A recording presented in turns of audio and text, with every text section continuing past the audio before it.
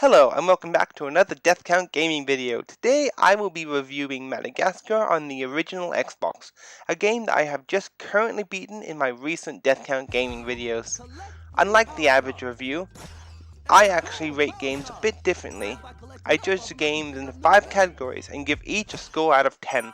And after each category gets a score, I take the scores and get an average on how good the game truly is. These categories are story, difficulty, graphics, gameplay, and my personal opinion on how good I think the game is. Now that you know the system, let's begin the review. Madagascar is a game that is roughly based around the events of the movie. In it, we follow the story of 4 animals who live comfortably in the New York City Zoo. We have a lion named Alex, a hippo named Gloria, a giraffe named Melman, and a zebra named Marty, and for the most part they are all happy with everything the way it is. Marty, however, seems bored and wishes to see the wild, who, on the night of his birthday, leaves the zoo in search of it. His friends soon realize that Marty left the zoo, and in an instant they all go after him, ultimately ending in all 4 of the animals being shipped off to another zoo on the other side of the ocean. Lots of things then happen on the ship, with the penguins taking the ship over, and in an instant the boxes the 4 animals are in end up going into the ocean. Before they know it, and unknown to them, they end up on a beach in Madagascar, making Marty's dream of seeing the wild a reality. Like I said before, this game follows the story of the movie for the most part, only adding a thing here and there, while adding some characters that for the most part fit in with the world of Madagascar.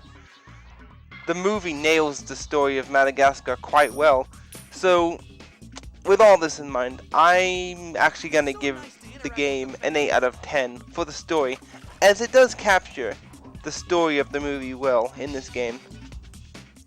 Ultimately, I will say that this is a kids game, with no difficulty setting being present in the game as far as I can see. In saying this, the game really isn't that difficult either, with the main difficulty being in these mini games that are scattered all throughout the game. Even the bosses themselves were a small barrier to overcome. However, if you know how to beat the bad guys and beat the bosses, they become a pushover and are really simple to overcome. Kids might find this game difficult, however, I really didn't. In saying this, I did fail and die a lot more than I thought I would, which is proof on there being some difficulty in this game. With all this being said, this is why I'm going to give this game a 5 out of 10 for difficulty. Graphically, they have done a really good job at making everything in this game look like it would in the world of Madagascar. The characters of the 4 main animals look similar to the ones in movie, as with the other animals in this game. Even the extra characters they added are in the style they would be as if they were in the movie. As for the world itself, I believe it looks similar to the one in the movie as well, to a degree. But personally, I believe the creators of this game did an excellent job at capturing the world of Madagascar overall. I guess really, my main criticism I have with this is that in a lot of the cutscenes in the game, the flow of the characters' movements looks somewhat off, with only a slight amount of time passing before they do the next thing they were meant to in some scenes. It did take like half a second for them to start moving into the jungle in one specific scene, but in general, not really that bad.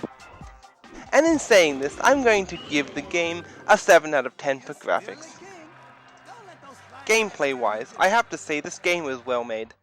The characters controlled well, having the same control scheme as any platform game.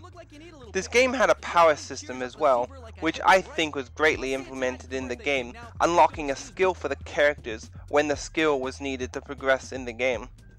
It required each character finding 3 cards, which would unlock a long jump or a roll or whatever skill they needed to learn next, which in turn would help you get past something you couldn't get past before. If the game's worlds were bigger, I think the game would have been better. However, what is in the game is actually good. This upgrade system even extended into the mini-games the game had, as in one level you needed a certain character with a skill unlocked to just do the mini-game. Talking about mini-games, there are a lot of mini-games incorporated into this game, making the game a challenge. However, I think the way they used them for progression was actually somewhat justified and fit the game well. In a way, the mini-games were used as a way of learning the controls and the new skills the characters learned, which I think is actually pretty clever. I wish the game was longer as well, just so that the skills you could learn could have been more incorporated into the game. However, it's still a good game. So, with all this in mind, I'm going to give the game a 7 out of 10 for gameplay.